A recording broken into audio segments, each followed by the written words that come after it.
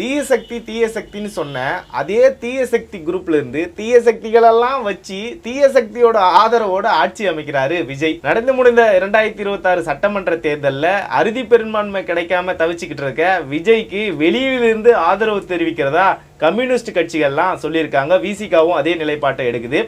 இதுக்கு முக்கிய காரணம் திமுக தான் அப்படிங்கிறதுல எந்த மாற்று கருத்துமே இல்லை. இனிமே தான் பொம்மலாட்டம் ஸ்டார்ட் ஆக போகுது. அவர்களுடைய கயிறு வந்து திமுக தலைவர் ஸ்டாலின் கிட்ட தான் இருக்க போகுது. அதை பற்றி தான் இந்த வீடியோவில் பார்க்க போகிறோம். வாங்க வீடியோக்குள்ளே போகலாம். அதுக்கு முன்னாடி சப்ஸ்கிரைப் பண்ணாதவங்க சப்ஸ்கிரைப் பண்ணுங்கள். அப்போ தான் நான் போடுற வீடியோ உங்களுக்கு உடனுக்குடனே வரும். அனைவருக்கும் வணக்கம். நடந்து முடிந்த சட்டமன்ற தேர்தலில் 108 இடங்களில் வெற்றி பெற்று தனிப்பெரும் கட்சியாக உருவெடுத்தது விஜய்.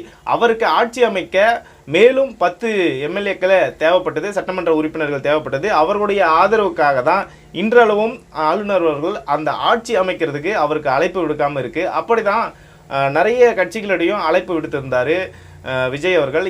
அப்படி அழைப்பு விடுத்திருந்ததில் ஒரு 2 நாட்கள் அந்த பேரம் எல்லாம் பேசி முடிக்கப்பட்டு இப்போது கம்யூனிஸ்ட் கட்சிகள் நாங்கள் ஆதரவு தர்றதா சொல்கிறாங்க. அதன் அடிப்படையில் ஆட்சி அமைக்க போகிறதாகவும் பேசிக்கிறாங்க. ஆளுநரும் கூப்பிட்றதா சொல்லியிருக்காங்க. கம்யூனிஸ்ட் கட்சிகள் ஆதரவு கொடுத்தது எப்படின்னா, நாங்கள் வெளியிலேருந்து ஆதரவு கொடுக்குறோம் அப்படின்ற மாதிரி தான் சொல்லியிருக்காங்க. இதுக்கு முழுக்க காரணம் எப்போது போனாலும் நம்ம வந்து வித்ட்ராவ் பண்ணிக்கலாம், எனக்கு ஆட்சி பிடிக்கல, விஜயோட ஆட்சி பிடிக்கலன்னு சொல்லி அந்த ஆட்சியை கவிழ்க்கலாம். இதற்கு பின்னணியில் திமுக இருக்கிறதா தான் எல்லாருமே சொல்கிறாங்க. அப்போது இனிமே வந்து அங்கே நடக்கக்கூடிய ஒவ்வொரு செயல்களும் ஒவ்வொரு திக் நிமிடங்களாக இருக்கும். கண்டிப்பாக எனக்கு தெரிஞ்சு 1 வருடம் இல்லை 1.5 வருடங்களில் மீண்டும் எலெக்ஷன் வர்றதுக்கான வாய்ப்புகள் இருக்குது. அப்படி தான் இன்றைக்கி நிலைமை இருக்குது. ஏன்னா ஸ்டாலின் அவர்களே ஒரு ஸ்டேட்மெண்ட் கொடுத்துருந்தார், நான் ஒரு 6 மாதம் வந்து உங்களோட ஆட்சியை பார்ப்பேன், அது வரைக்கும் நான் உங்களை டிஸ்டர்ப் பண்ண மாட்டேன் அப்படின்னு சொல்லியிருக்காரு. அப்படி இங்கே இருக்கக்கூடிய ஆட்கள் அங்கே போயிருக்காங்க. அது மட்டும் இல்லை, போன ஆட்கள் என்ன சொல்கிறாங்க அப்படின்னா, நாங்கள் வெளியிலிருந்து தான் ஆதரவு கொடுக்குறோம், அதே நேரத்தில் திமுகவோட கூட்டணியில் தொடருறோம் அப்படின்னு சொல்லிட்டு அவங்க பகிரங்கமாக பேட்டியிலேயே சொல்கிறாங்க. சரி, இப்போ அப்படி தொடர்ற பட்சத்தில் ஏதாவது பிரச்சனைனா உடனே அந்த வித்ட்ராவ் பண்ணிப்பாங்க, அந்த ஆதரவை வந்து வாபஸ் வாங்கிடுவாங்க. அப்படி இருக்கிற சூழ்நிலையில் மறுதேர்தல் தான் நடைபெறும். ஒவ்வொரு நிமிடமும் இவர்களுக்கு அச்சப்பட்டு தான் விஜய் அவர்கள் ஒவ்வொரு விஷயத்தையும் செய்ய வேண்டிய சூழ்நிலையில் இருக்குது. விசிகாவோட நிலைப்பாடும் அதே இருக்குது. எனக்கு என்ன கேள்வினா, கடந்த காலங்களில் தீய சக்தின்னு விமர்சித்த விஜய் அவர்கள் இப்போ இவங்க எல்லாம் எப்படி தூய சக்தியாக மாறிட்டாங்களா, இல்லை ஏதாவது வாஷிங் மிஷினில் போட்டு வெளுத்து எடுத்துட்டிங்களா, இல்லை எனக்கு புரியல. இவங்க எப்படி இப்போ கிட்டத்தட்ட இந்த 5 ஆண்டு காலம் மேலே அவங்க அந்த திமுக கூட்டணியில் இருந்திருக்காங்க. அவங்க செய்கிற செயல்கள் எல்லாத்துக்கும் உடந்தையாக இருந்திருக்காங்க. அவங்களுடைய ஊழலுக்கும் இவங்களும் ஒரு காரணமாக இருந்திருப்பாங்க.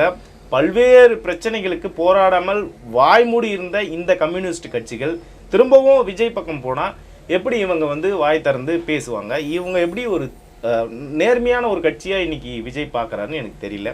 சரி, விஜய் விஷயத்துக்கே வருவோம். காங்கிரஸை தன்னோட கூட்டணியில் சேர்த்துருக்காரு.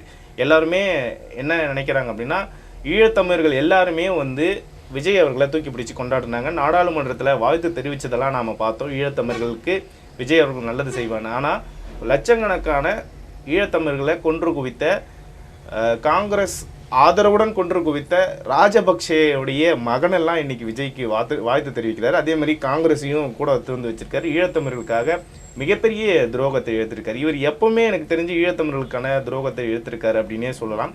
கடந்த காலத்தில் ஒரு ஈழத்தமிழர்களுக்கான நடிகர் சங்கம் வந்து ஒரு அரேஞ்ச்மெண்ட் பண்ணுறாங்க. அந்த அரேஞ்ச்மெண்ட்டில் ஈழத்தமிழர்களுக்காக இவர் கொடுத்த தொகை எவ்வளோ தெரியுமா? வெறும் 500 ரூபாய். சரி, அப்போது விஜய் ரசிகர் நற்பணி மன்றம் இருந்துச்சுல்ல, அந்த விஜய் ரசிகர் மன்றம் எவ்வளோ தெரியுமா கொடுத்துச்சு? வெறுமனே 500 ரூபாய் தான்.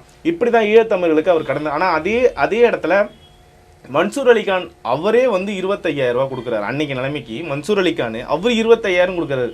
ஆனால் விஜய் ரசிகர் மன்றம் 500 ரூபா கொடுக்குறாரு. இப்படி தான் அவர் ஈழத்தமிழர்களுக்கு நன்றி செஞ்சார். இதையும் இங்கே இருக்கக்கூடிய விஜய் ரசிகர்லாம் நம்பி அண்ணன் வந்தால் ஈழத்தமிழர்களுக்கு இதை செஞ்சிருவோம் அதை செஞ்சிருவேன் எதுவும் செய்ய மாட்டார். அதே காங்கிரஸுடன் கூட்டணி வைத்து, அதே இப்போ இருக்கக்கூடிய விசிகா, இந்த மாதிரி ராஜபக்சேவுடன் கை குலுக்கிய விசிகா, கம்யூனிஸ்ட் கட்சிகளெல்லாம் வச்சு இவர் ஈழத்தமிழர்களுக்கு நல்லது செய்வாரான்னு நினைக்கிறீங்களா? கண்டிப்பாக கிடையாது. அதே மாதிரி இந்த ஆதரவுக்கு முழுக்க காரணம் திமுக தலைவர் ஸ்டாலின் அவர்கள் தான். அவர் தான் இந்த ஆதரவு கொடுக்க சொல்லியிருக்காரு. 6 மாதம் ஆட்சி நடக்கும். இவர்கள் கொடுத்த வாக்குறுதிகளை கண்டிப்பாக நிறைவேற்ற முடியாது. 2500 ரூபாய் மகளிர்களுக்கு ஒவ்வொரு குடும்ப தலைவர்களுக்கும் கொடுக்கணும். சிலிண்டர் 6 சிலிண்டர், ஒவ்வொரு குடும்பத்துக்கும் ஒரு வருஷத்துக்கு 6 சிலிண்டர் தான் தேவைப்படுது. அந்த 6 சிலிண்டருமே கொடுத்துருக்காரு. ட்ராவல் பஸ்ஸில் வந்து பார்த்திங்கன்னா எல்லா பஸ்ஸுலையுமே ஃப்ரீயாக போகலான்ற அந்த ஒரு விஷயத்தையும் சொல்லியிருக்காரு. விவசாய கடன் தள்ளுபடி, 5 லட்சம் ரூபாய் வட்டி இல்லா கடன், இந்த மாதிரி ஏகப்பட்ட விஷயங்களை சொல்லியிருக்காரு. இது எதை செய்ய போகிறாரு, என்ன பண்ண போகிறாருன்னு தெரியாது. ஆட்சியில் உட்காந்துடணும், முதலமைச்சர் ஆகிடணும் அப்படின்னு நினச்சிட்டு இருக்காங்க. முதலமைச்சர் ஆனதுக்கப்புறம் தான் இது எவ்வளோ பெரிய ஒரு தாக்கத்தை ஏற்படுத்த போகுதுன்னு, மக்களுக்கு இப்படியே எவ்வளோ பெரிய ஒரு வெறுப்பை உண்டாக்க போகுதுன்னு தெரியும். இதை உணர்ந்து தான் பல கட்சிகள் விஜயுடன் சேர மறுத்து, இல்லை இது நீடிக்காது, இவரோட பிம்பங்கள்லாம் உடையும் அப்படின்ட்டு தான் தவிர்த்துருக்கோம். உதாரணமாக சொல்லணும்னா பாட்டாளி மக்கள் கட்சி வந்து அந்த ஒரு விஷயத்தை தான் அவங்களும் நம்புகிறாங்க. இன்னும் சொல்லப்போனால் எப்போதுமே பாமக வந்து தன்னோட இளைஞர்களுக்கு ஒரு புத்துணர்வையும் ஒரு நம்பிக்கையும் தொடர்ந்து கொடுத்துக்கிட்டே இருக்கும்.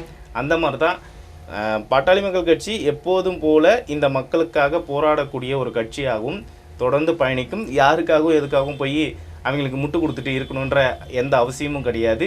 விஜய் அவர்கள் பாட்டாளி மக்கள் கட்சியோட பலம் தெரியும். இவங்க வந்தாங்கன்னா சாதிவாரி கணக்கெடுப்பு எடுக்க சொல்லி கேட்பாங்க, 10.5% இடஒதுக்கீடை கேட்பாங்க, இன்னும் பல விஷயங்களை நேரடியாகவே கேட்பாங்க. அதை வந்து நம்மளால் செய்ய முடியாது. ஆகையால் விசிகா மாதிரியும் கம்யூனிஸ்ட் மாதிரியும் நாம் எதை செஞ்சாலும் கேட்க மாட்டாங்க அப்படிங்கிறவங்களெல்லாம் நம்ம கூப்பிட்டு வந்து ஆட்சியில் உட்கார வச்சா இவங்க நம்ம சொல்கிறதுக்கெல்லாம் வாய் மூடிட்டு கையை புத்திட்டு கம்முனு இருப்பாங்க. அப்படிங்கிற அந்த ஒரு காரணத்துக்காக தான் இப்போ இவங்களையெல்லாம் கூப்பிட்டு அங்கே வைக்கிறது. ஆனால் பாட்டாளி மக்கள் கட்சி இன்னும் இந்த இளைஞர்கள் மத்தியிலே உயிர்ப்போடு இருக்கிறதுக்கு காரணம் இந்த எலெக்ஷன் ரிசல்ட்டெல்லாம் நீங்கள் பார்த்துருப்பீங்க. பல இடங்களில் பாட்டாளி மக்கள் கட்சியோடைய அந்த ஓட் ஷேரிங் எப்படி இருக்குது, இன்றைக்கி அதிமுக அவ்வளோ பெரிய வெற்றியை பெற்றிருக்கு, இதுக்கெல்லாம் பாட்டாளி மக்கள் கட்சி ஒரு முக்கிய காரணமாக இருக்குது. அதனால தான் பாட்டாளி மக்கள் கட்சியை அவங்களும் கூப்பிட்டா நமக்கு பிரச்சனை வரும்னு நினச்சாங்க. அதே நேரத்தில் நம்மளும் நம்மளோட கட்சியை வந்து அடுத்த கட்டத்துக்கு கொண்டு போனதுக்குள்ள அந்த முடிவை எடுக்கலை. இப்படி திமுகவோட ஆதரவோடு போயிருக்க இந்த கட்சிகள் எல்லாம் எப்படி திமுக மீது நடவடிக்கை எடுக்க ஒத்துப்பாங்க? உதாரணத்துக்கு திமுக ஊழல் அமைச்சர்கள் மீதெல்லாம் விஜய் வந்து ஒரு நடவடிக்கை எடுக்கிறாருன்னு வச்சுக்கோங்க, அது எப்படி எடுக்க விடுவாங்க? இவங்க எடுத்தாங்கன்னா இவங்க ஆதரவை வாபஸ் வாங்க மாட்டாங்களா? இதுதான் பிளான்.